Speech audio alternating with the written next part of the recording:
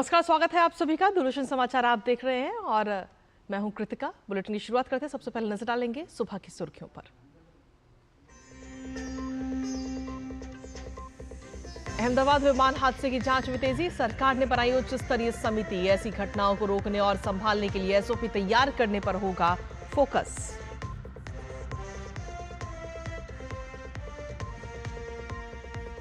Israel ने फिर किया ईरान के कई मिसाइल लॉन्चर और सैन्य ठिकानों पर हमला। जवाबी कार्रवाई में ईरान ने भी दागे 100 से अधिक बैलिस्टिक मिसाइल।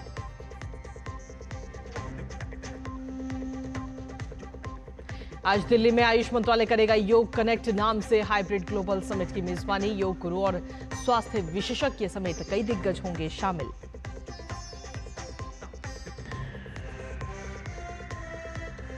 उत्तर पश्चिम भारत में प्रचंड गर्मी का प्रकोप। राजस्थान के श्रीगंगानगर में 49.4 डिग्री तापमान दर्ज। आज से कुछ राहत मिलने की उम्मीद। तमिलनाडु और महाराष्ट्र में भारी बारिश।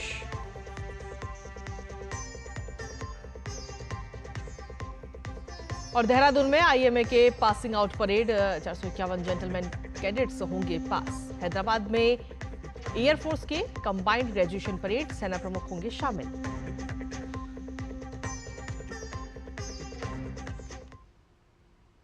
तो ये थी प्रमुख सुर्खियां और अब खबरों में विस्तार से बात करेंगे। अहमदाबाद में एयर इंडिया विमान हादसे की जांच में तेजी आती जा रही है। भारत का एयरक्राफ्ट एक्सीडेंट इन्वेस्टिगेशन ब्यूरो यानी एएआईबी की टीम इसकी जांच कर रही है।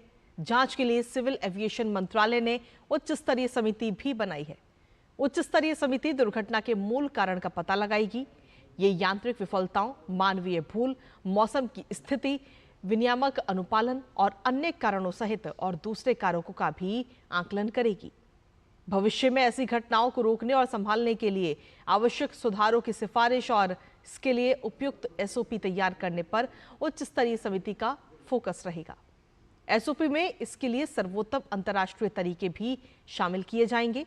जांच में अमेरिकी नेशनल ट्रांसपोर्टेशन सेफ्टी बोर्ड यानी एनटीएसबी सहयोग कर रहा है, तो ब्रिटेन के एयर एक्सीडेंट्स इन्वेस्टिगेशन ब्रांच की भी मदद ली जा रही है। विमान हादसे के 28 घंटे के अंदर ही एयर इंडिया फ्लाइट AI-171 का ब्लैक बॉक्स बरामद कर लिया गया। नागर विमानन मंत्रालय और विमान दुर्घटना जांच ब्यूरो ने बताया कि ब्लैक बॉक्स को दुर्घटना स्थल की एक इमारत की छत से बरामद किया गया है, जहां हादसे के समय विमान टकराया था। नागरिक उड्डयन मंत्री राम मोहन नायडू ने सोशल मीडिया प्लेटफॉर्म एक्स पर पोस्ट में कहा कि ब्लैक बॉक्स में मौजूद तकनीकी जानकारी और उड़ान से जुड़े डेटा की मदद से हादसे के कारणों की गहराई से जांच की जाएगी।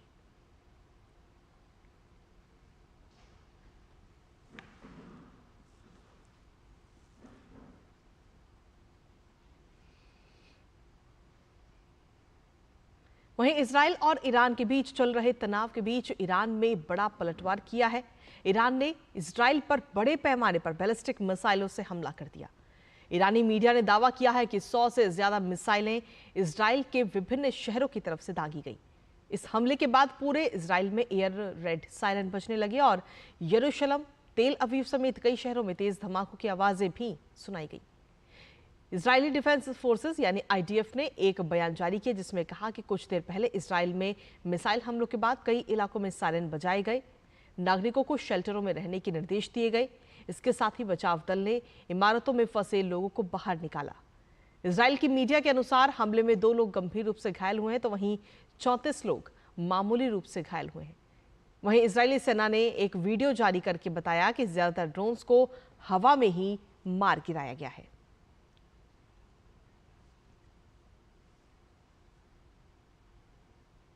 इजराइल और ईरान के बीच जारी संघर्ष पर संयुक्त राष्ट्र में इजराइल के राजदूत डैनी डेनन ने कहा कि ईरान युद्ध की तैयारी कर रहा था और इजराइल के हमले राष्ट्रीय सुरक्षा का हिस्सा थे।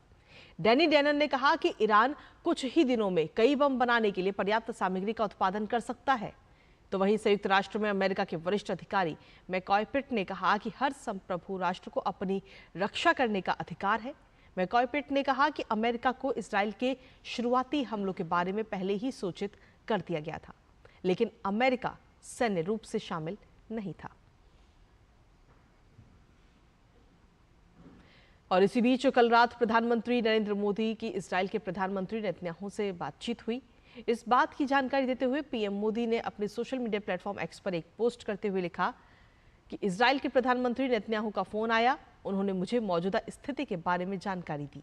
मैंने भारत की चिंताओं को साझा किया और क्षेत्र में शांति और स्थिरता की शीघ्र बहाली की आवश्यकता पर जोर दिया।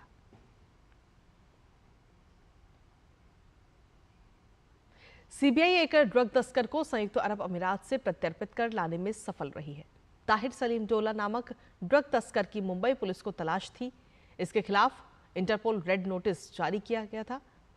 शुक्रवार को डोला को दुबई से उड़ान संख्या AI 984 से छत्रपति शिवाजी महाराज अंतर्राष्ट्रीय हवाई अड्डे पर लाया गया।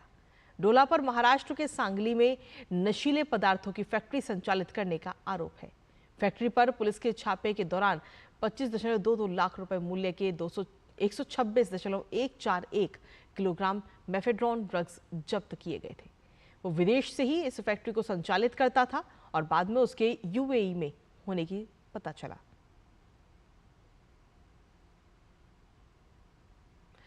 और DD न्यूज पर खबरों का सिलसिला लगातार जारी। वक्त एक छोटे से ब्रेक का, आप बने रहिए हमारे साथ।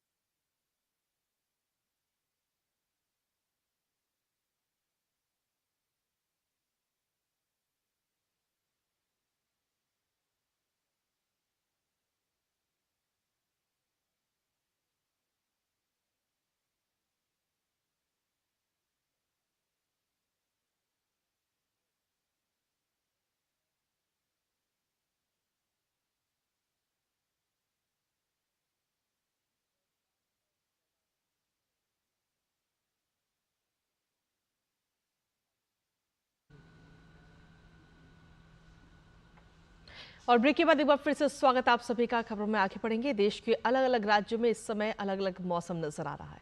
उत्तरी मैदानी राज्य भीषण गर्मी से प्रभावित है तो दक्षिणी और पहाड़ी राज्यों में बारिश से मौसम सुहाना बना हुआ है। दक्षिणी राज्यों में मानसून एक बार फिर से सक्रिय हो गया है, जिसके बाद इसके तेजी से आगे बढ़ने की भी संभावना बढ़ गई है। इसी बीच दिल्ली NCR में भी अगले कुछ दिनों में बारिश की संभावना जताई गई है। देश के मौसम के ये नजारे बयां कर रहे हैं कि जहां एक ओर उत्तर भारत के कई इलाके भीषण गर्मी से झुलस रहे हैं, तो वहीं दक्षिण भारत, उत्तराखंड और हिमाचल के कुछ इलाकों में झमाझम बारिश हो रही है। इन दिनों देश के उत्तरी भाग भीषण गर्मी में तप रहे हैं। हालांकि मौसम विभाग ने भीषण गर्मी से राहत के संकेत भी दिए हैं। 14-15 जून से बारिश की गतिविधियों में खासकर दक्षिणी और पूर्वी राजस्थान के कुछ भागों में बढ़ोतरी होने की संभावना है। वहीं पश्चिमी राजस्थान के जोधपुर, उदयपुर संभाग में भी देखेंगे तो 14 जून से दोपहर बाद शाम के समय कहीं कहीं थंडरस्टॉर्म और डस्ट स्टॉर्म एक्टिविटी होने की संभावना है। इस दौरान तेज हवाएं भी 50 से 60 किलोमीटर प्रति घंटा तक की रिपोर्ट हो सकती है। भारतीय मौसम विज्ञान विभाग ने 13 जून की रात से मौसम का मिजाज बदलने का अनुमान जताया है। हालांकि विभाग ने ऑरेंज अलर्ट जारी किया है, जिसमें आंधी तूफान के साथ बारिश की संभावना जताई गई है। तेज हवा 40 से 50 किलोमीटर प्रति घंटे की रफ्तार से चल सकती है, जिसमें लोगों को सतर्क रहने की भी सलाह दी गई है। मौसम विभाग के अनुसार 14 और 15 जून को मौसम में ठंडक बढ़ेगी। इन दिनों के लिए थंडरस्टॉर्म विद रेन का पूर्वानुमान है, जिससे मौसम राहत भरा होगा। 16 और 17 जून को आसमान में बादल छाए रहेंगे और हल्की से मध्यम बारिश हो सकती है। अधिकतम तापमान 38 डिग्री और न्यूनतम 27 से 28 डिग्री के आसपास रहेगा। इसी के साथ ही 18 और 19 जून को भी गरज के साथ बारिश की संभावना बनी रहेगी। राजस्थान में इन दिनों भीषण गर्मी पड़ रही है। पश्चिमी और उत्तरी राजस्थान के कई इलाके विशेष रूप से तप रहे हैं। मौसम विभाग ने 14 और 15 जून से दक्षिणी और पूर्वी राजस्थान के कुछ भागों में बारिश की संभावना जताई है। इधर दक्षिणी राज्य में मॉनसून तेवर दिखा रहा है। केरल के तिरुवनंतपुरम शहर में तेज हवाओं के साथ मॉनसून की बारिश हुई। IMD ने 12 से 16 जून तक मछुआरों को केरल, कर्नाटक, लक्षद्वीप तट पर किसी तरह की गतिविधि न करने की चेतावनी दी। उत्तर भारत में भीषण गर्मी के बीच कई जगहों पर बारिश भी हो रही है। हिमाचल प्रदेश के शिमला में बारिश के बाद लोग मॉल रोड और रिज में मौसम का लुत्फ लेते दिखे। उत्तराखंड के नैनीताल और हरिद्वार में तेज बारिश के चलते लोगों को गर्मी से राहत मिली। तेलंगाना के हैदराबाद शहर के कई हिस्सों में बारिश का समाचार है। वहीं उत्तर प्रदेश के गोरखपुर में भी बारिश की वजह से लोगों को गर्मी से राहत मिली है। भारत मौसम विज्ञान विभाग ने एडवाइजरी जारी कर अगले 2 दिनों के दौरान विदर्भ, छत्तीसगढ़ और उड़ीसा, गुजरात, पश्चिम बंगाल, झारखंड और बिहार के कुछ हिस्सों में दक्षिण पश्चिम मानसून के आगे बढ़ने की संभावना जताई है। Bureau report, DD news. और इसी बीच रुकते एक और छोटे से ब्रेक के लिए आप बने रहिए हमारे साथ। ये खुशबू दे, ये तीखा, ये कम पड़े, क्या निराला MDH मसाला। विभाग अनेक, कंप्लेंट बॉक्स 1। किसी भी सरकारी दफ्तर, विभाग या बैंक से जुड़ी शिकायत के लिए pgportal.gov.in पर जाएं, रजिस्टर करें, संबंधित विभाग चुनें, शिकायत दर्ज करें और ट्रैकिंग ID नोट करें। SMS या ईमेल पर एक्नॉलेजमेंट पाएं और शिकायत का जवाब सीधे मंत्रालय से प्राप्त करें। अब तक 1 करोड़ 12 लाख से अधिक भारतीयों ने भरोसा जताया। CP ग्राम्स, आपकी हर शिकायत का हल। अभी शिकायत दर्ज करें pgportal.gov.in।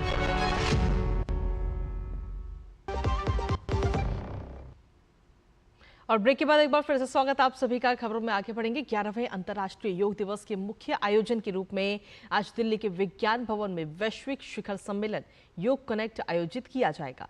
शिखर सम्मेलन के उद्घाटन सत्र में केंद्रीय मंत्री डॉक्टर जितेंद्र सिंह और प्रताप राव जाधव इसमें शामिल होंगे और इस सम्मेलन में भारत और विदेश से योग गुरु, नीति निर्माता, स्वास्थ्य विशेषज्ञ, व्यापारिक दिग्गज, शोधकर्ता और दुनिया भर से विशिष्ट लोग भाग लेने वाले हैं। कार्यक्रम का समन्वय योग क्षेत्र के शीर्ष शोध निकाय और केंद्रीय योग एवं प्राकृतिक चिकित्सा अनुसंधान परिषद कर रहा है। योग कनेक्ट 2025 सम्मेलन हाइब्रिड मोड में आयोजित किया जाएगा। इसमें प्रमुख अंतर्राष्ट्रीय योग संस्थान और स्वास्थ्य समुदाय वर्चुअल माध्यम से जुड़ेंगे। साथ ही इसमें 1000 से ज्यादा प्रतिभागी व्यक्तिगत रूप से शामिल होंगे। बहरीन, अमेरिका, ब्रिटेन और दक्षिण कोरिया सहित 4 से ज्यादा देशों के योग, स्वास्थ्य सेवा, अनुसंधान और कल्याण के क्षेत्रों के जाने माने विशेषज्ञ इस सम्मेलन में भाग लेंगे। योग कनेक्ट सम्मेलन का मुख्य आकर्षण योग क्षेत्र के दिग्गजों की भागीदारी होगी, जिसमें स्वामी बाबा रामदेव, आचार्य बालकृष्ण, HR नागेंद्र, भिक्खु संघसेना और भारत भूषण इसमें भाग लेंगे।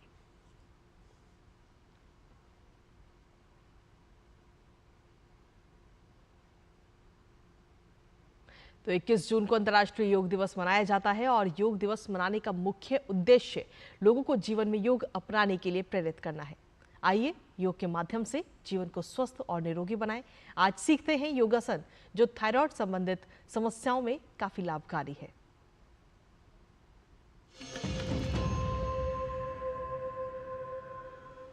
थायराइड हार्मोन हमारे शरीर में एक महत्व का रोल प्ले करता है। एक अच्छा थायराइड फंक्शनिंग एक स्वस्थ शरीर की निशानी है। आज हम 3 ऐसे योगा आसनास का अभ्यास करेंगे जो हमारे थायराइड फंक्शनिंग को नियंत्रित रखने में मदद करेगा। हमारा पहला आसना है भुजंग आसना। उसके लिए हम हमारे मैट पे साइड से लेट जाएंगे। हम हमारे दोनों फीट को साथ में लाएंगे, दोनों हाथों को चेस्ट के नज़दीक लेके आएंगे, फोरहेड को नीचे लाएंगे और श्वास भरते हुए हमारे शरीर को ऊपर उठाने का प्रयास करेंगे।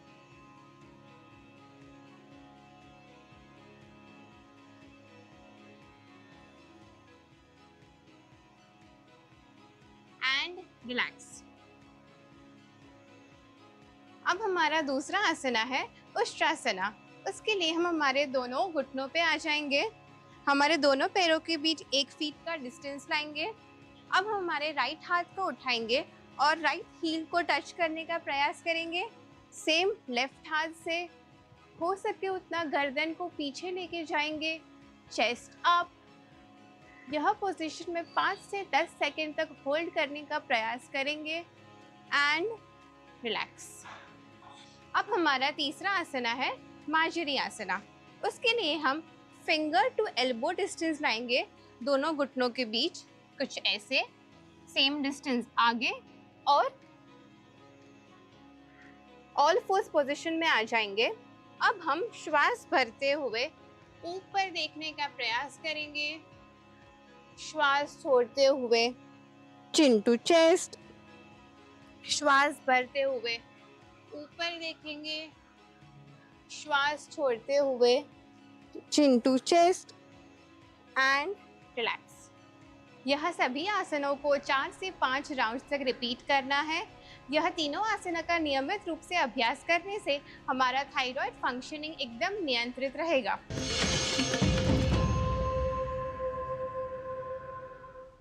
तो ये तो बात रही योग की, और इसी के साथ अब अन्य खबरों का भी रुख कर लेते हैं, जहां छत्तीसगढ़ के बीजापुर जिले का पालनार गांव एक समय ऐसा भी था जब ये गांव सिर्फ नक्शे पर एक नाम भर था। जंगलों के बीच में बसा हुआ ये इलाका सालों तक माओवादियों का गढ़ माना जाता था।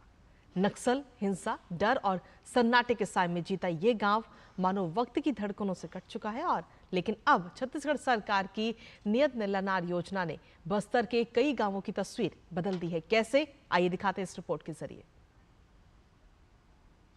छत्तीसगढ़ में नियत नीलानार योजना की क्रांति, माओवाद से सुशासन की यात्रा।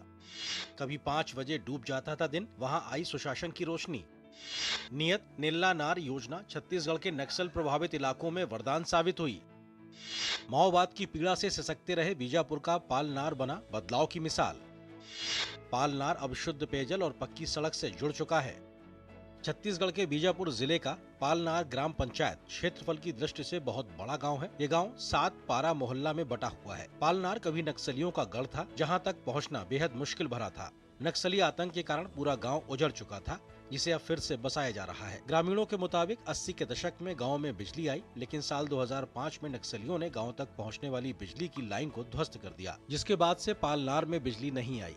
पिछले 20 साल से पालनार के लोग अंधेरे में जीवन जीने को मजबूर थे, लेकिन 20 साल बाद छत्तीसगढ़ सरकार ने नियत नीलानार योजना ने पालनार को फिर से नई रोशनी दी है।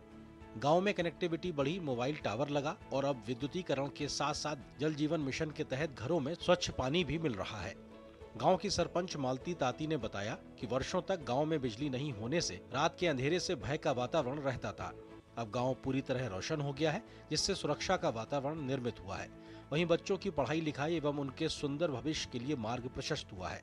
मेरे गांव में पहले लाइट नहीं था। लाइट नहीं रहने की वजह से कई जैसे बच्चे पढ़ नहीं पाते थे और कभी चोर सांप का डर रहता था रात के। अभी लाइट आया तो बच्चे को पढ़ने के लिए भी अच्छा सुविधा हो रहा है और जैसे रात के बच्चे सबके लिए सुरक्षा हो रहा है और उजेला है। अभी बहुत सालों के बाद अभी रोशनी हमें मिला है, तो मुख्यमंत्री को मैं धन्यवाद देती हूँ इस सुंदर योजना के लिए। छत्तीसगढ़ के मुख्यमंत्री विष्णुदेव साय ने कहा कि नियत नीलानार योजना हमारी सरकार की महत्वपूर्ण योजना है, जिससे बस्तर के सुदूर क्षेत्रों में रहने वाले लोगों तक शिक्षा, स्वास्थ्य, बिजली, सड़क जैसी मूलभूत सुविधाएं पहुंचाई जा रही हैं। साथ ही केंद्र और राज्य सरकार की योजना का लाभ भी उन्हें मिल रहा है। बीजापुर कलेक्टर संबित मिश्रा ने बताया कि आधार शिविर एवं सैचुरेशन शिविर के माध्यम से ग्रामीणों को Aadhaar card, ration card, bank passbook एवं अन्य दस्तावेज प्रदान करने हेतु लगातार शिविर का आयोजन किया जा रहा है। पालनार जो कि नियत नीलानार योजना के अंतर्गत हमारा एक बहुत ही प्रमुख गांव है और बहुत बड़ा गांव है, आज वो भी विद्युतीकृत हो गया है। इस गांव में लगभग 300 से अधिक घर है। सभी घरों में विद्युत का कनेक्शन आ गया है। मुझे उम्मीद है कि अब विकास की धारा जो है बहुत तेजी से पालनार में आ पाएगी। छत्तीसगढ़ के बस्तर संभाग में जहां पहले गोलियों की आवाजें सुनाई देती थीं, वहां अब विकास की बयार बह रही है। बड़ी संख्या में युवा मुख्यधारा में शामिल होकर विकसित भारत अभियान में अपना योगदान दे रहे हैं। छत्तीसगढ़ के बीजापुर जिले का पालनार गांव कभी मौत का गढ़ था, लेकिन अब विकास की नई पहचान कर रहा है। सालों तक यह गांव नक्शे पर तो था, लेकिन जिंदगी को कोसों दूर हर तरफ जंगल, सन्नाटा और हिंसा में जकड़कर ये इलाका बदल रहा है। छत्तीसगढ़ सरकार की नियत नीलानार योजना ने इस भूले बिसरे गांव को मुख्य धारा से जोड़ा है, बल्कि वह विकास की नई सुबह पर लेकर आई है। जहां अब पहले गोलियों की आवाज थी, अब वहां विकास की नई बयार बह रही है। Somesh Patel, DD news, Chhattisgarh. और इसी बीच बुलेटिन में वक्त एक और छोटे से ब्रेक का, आप बने रहिए हमारे साथ।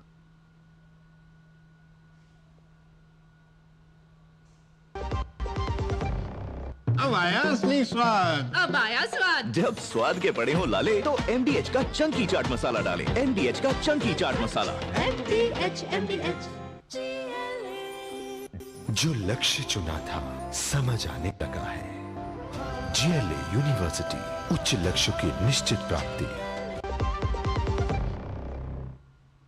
और ब्रेक के बाद एक बार फिर से स्वागत आप सभी का। खबरों में आगे बढ़ते हुए बात करेंगे अब खेल से जुड़ी तमाम खबरों की, जहां लॉर्ड्स में खेले जा रहे विश्व टेस्ट चैंपियनशिप फाइनल में ऑस्ट्रेलिया ने दक्षिण अफ्रीका के सामने जीत के लिए 282 रन का लक्ष्य रखा है। जवाब में तीसरे दिन का खेल खत्म होने तक दक्षिण अफ्रीका ने 2 विकेट खोकर 213 रन बना लिए हैं। दक्षिण अफ्रीका की ओर से एडन मार्करम ने शतकीय पारी खेली, तो वहीं कप्तान टेम्बा बामुमा ने अर्धशतक लगाया। मार्करम 102 और बामुमा 65 रन बनाकर नाबाद हैं।